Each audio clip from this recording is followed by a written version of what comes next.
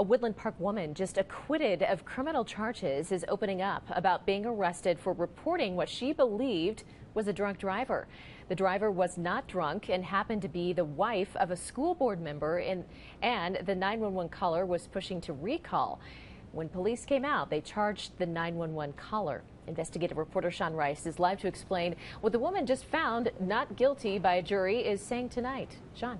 Yeah, Heather, it only took a jury of 12 fewer than 30 minutes to find Samantha Peck not guilty of all charges. Her attorney says one of the jurors told him that this case is, quote, the grossest abuse of power I've ever seen.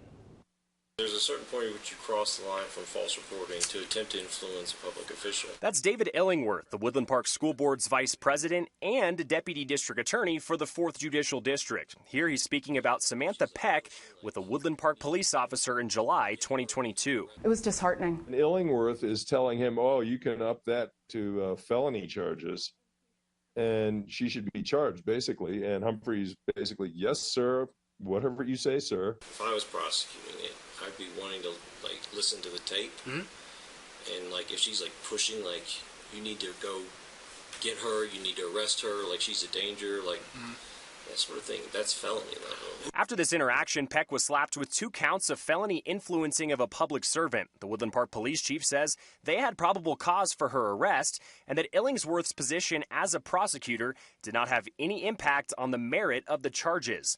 But Peck believes the arrest was politically motivated. There are checks and balances, and luckily a check caught this.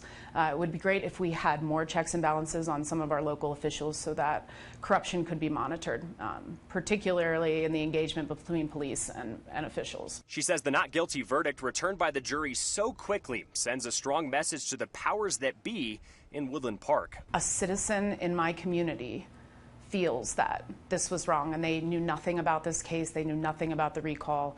They didn't have personal involvement. Just from listening to the facts, and the best facts the DA could present against me, they knew it. The 4th Judicial District Attorney's Office says it respects the not guilty verdict that was handed down by those jurors. They added Peck's team asked for a special prosecutor in this case, and that judge denied their request. Reporting live in the studio, Sean Rice, 13 Investigates. All right, Sean, thank you.